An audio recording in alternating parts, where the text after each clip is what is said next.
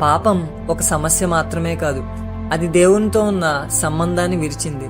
దేవునితో మనం సఖ్యత కలిగి జీవించేవారం.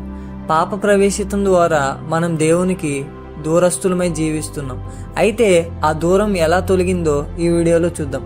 ఎఫెసీ పత్రిక 2వ అధ్యాయం 13-14 వచనాల్లో, అయినను మునుపు దూరస్తులైన మీరు ఇప్పుడు క్రీస్తు యేసునందు క్రీస్తు రక్తము వలన సమీపస్తులై ఉన్నారు.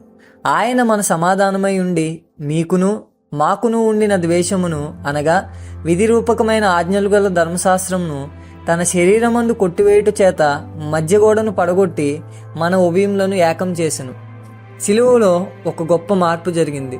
దేవునితో ఉన్న శత్రుత్వం శాంతిగా మారింది. పాపం మనలను దేవుని నుండి వేరు చేసింది. మనము ఆయన సన్నిధికి రాలేకపోయాం. అయితే యేసు సిలువపై మన కొరకు మధ్యలో నిలవబడ్డాడు. ఆయన రక్తం మనకు కొత్త మార్గం తెరిచింది. ఇప్పుడు మనం దేవునికి దూరమైన వారం కాదు, దగ్గరగా జీవించేవారు. దేవునితో మనకున్న శత్రుత్వం ముగిసింది, సంబంధం పునరుద్ధరించబడింది. నీవు దేవుని దగ్గర రావడానికి భయపడుతున్నావా? నీ గతం అడ్డుకుంటుందని అనుకుంటున్నావా? సిలువ చెప్తుంది, మార్గం తెరవబడింది. ఇప్పుడు నువ్వు ధైర్యంగా దేవుని దగ్గరికి రావచ్చు. ఇవాళ సత్యం ఇదే. సిలువ శత్రుత్వాన్ని ముగించింది, దేవునితో శాంతిని ప్రారంభించింది.